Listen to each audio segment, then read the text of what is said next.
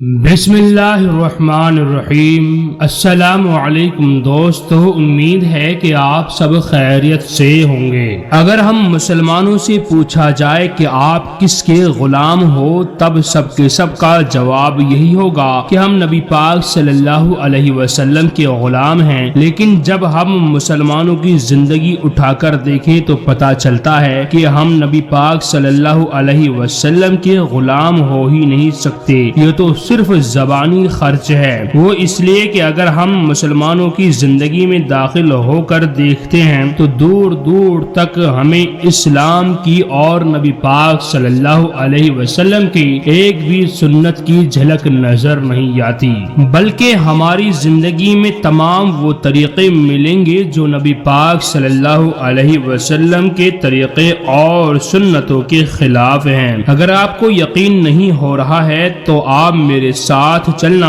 پھر ہم مسجدوں کی طرف رخ کریں گے، پھر دیکھنا کہ کتنے % مسلمان مسجدوں میں آ رہے ہیں۔ آپ کو مسجدیں خالی ملیں گی، جبکہ وہاں مسلمانوں کی ایک بڑی تعداد رہتی ہے۔ وہ اس لیے کیونکہ جمعے کے دن مسجد میں پیر رکھنے کی بھی جگہ نہیں ہوتی۔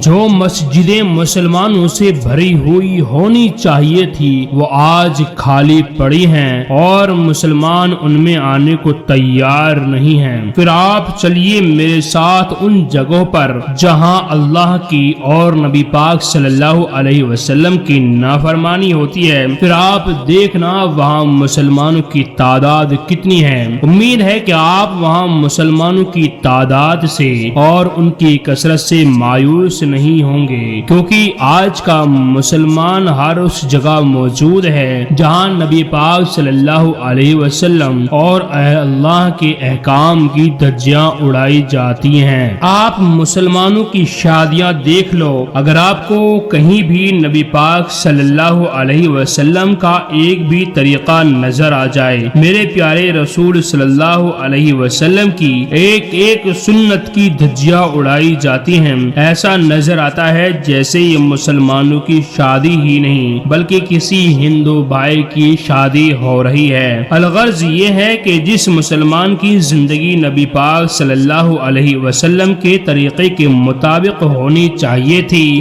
وہ آج غیر مسلموں کے طریقے اختیار کر کے فخر محسوس کر رہا ہے۔ بلکہ میں ایک کڑوی بات کہنے چلا ہوں کہ ہم زبردستی کے مسلمان بنے بیٹھے ہیں، جبکہ حقیقت یہ ہے کہ ہم اسلام سے اور ایمان سے کوسوں دور ہو چکے ہیں اور ہم اپنے آپ کو مسلمان تصور کر کے بیٹھے ہوئے ہیں۔ اب آپ سوال کریں گے کہ وہ کیسے؟ تو جناب جواب یہ ہے کہ اسلام کے کسی بھی احکام یا سنت کو حقیر سمجھنا یہ کفر تک پہنچا دیتا ہے۔ اب آپ خود ہی دیکھ لیں کہ مسلمان اسلام کے طریقے کو اور نبی پاک صلی اللہ علیہ وسلم کے طریقے کو کیوں چھوڑتے ہیں۔ اس میں زیادہ تر بات یہی نظر آتی ہے کہ مسلمان اللہ کی نبی صلی اللہ علیہ وسلم کے طریقے کو حقیر اور غیروں کے طریقے کو عظیم سمجھ رہا ہوتا ہے۔ یہی وجہ ہے کہ آج مسلمان داڑھی نہیں رکھتا۔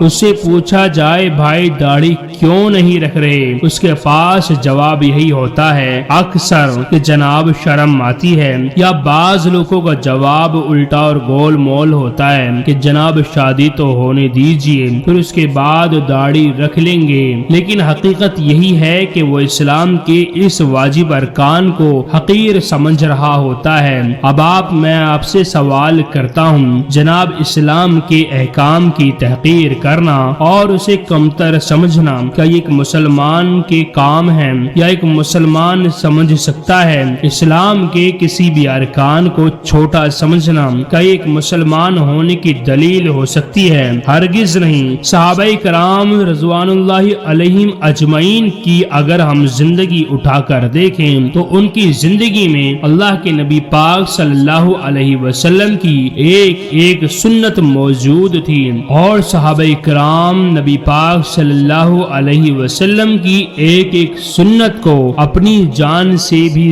زیادہ قیمتی سمجھتے تھے۔ مگر ہائے افسوس ہمارا حال یہ ہے کہ ہمارے سامنے یہودیوں کے طریقے، نصرانیوں کے طریقے، ہنود کے طریقے اللہ کے نبی پاک صلی اللہ علیہ وسلم کی سنتوں کے مقابلے میں زیادہ قیمتی ہیں اور زیادہ عزت والے ہیں۔ اللہ سے دعا کیجئے کہ اللہ تبارک و تعالی ہمیں نبی پاک صلی اللہ علیہ وسلم کی ایک ایک سنت پر عمل کرنے کی توفیق عطا فرمائے، آمین۔